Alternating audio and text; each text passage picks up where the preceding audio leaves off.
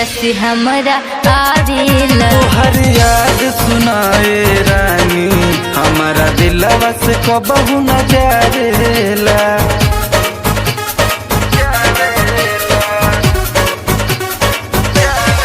तोहर याद सुनाए रानी हमारा दिलवा से कबहू न जारेला।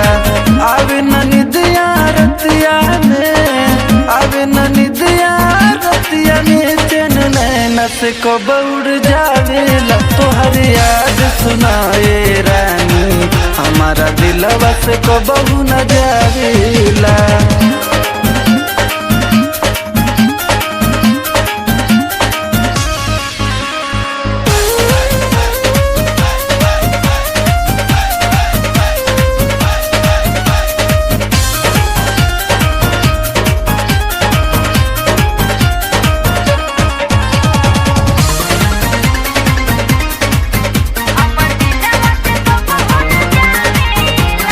देखी न जबले तुहरा के होत न रहे भोर हो।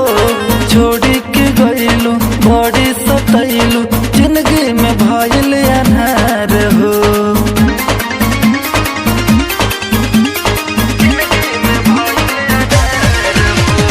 बिना रे देखले तुहरा के कैसे के जीही जान हो। होके अकेला तन्हाई में भइल बा जिंदगी बिरान हो। दिहल तुहर ओढ़निया के, दिहल तुहर ओढ़निया के, देखी याद मिलन के आवेला। तोहर याद सुनाए रानी हमारा दिलवा से कबहू न जावेला। तोहर याद सुनाए राजा हमर दिलवा से कबहू न जावेला। हमर दिलवा से कबहू न जावेला। हमारा दिलवा से कबहू न जावेला।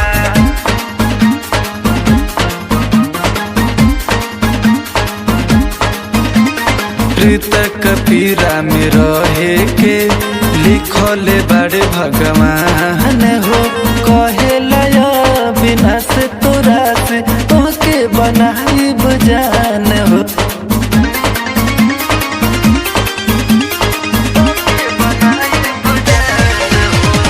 जाने से ज्यादा तुहरा से करेनी हमहू प्यार हो।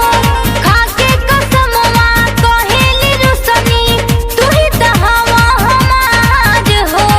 कहले राइटर अंकुर हो, कहले राइटर अंकुर प्रेमी प्यार में कुछ कर जावेला। तोहर याद सुनाए रानी हमारा दिलवा से कबहू न जावेला। तोहर याद सुनाए राजा हमर दिलवा से कबहू न जावेला।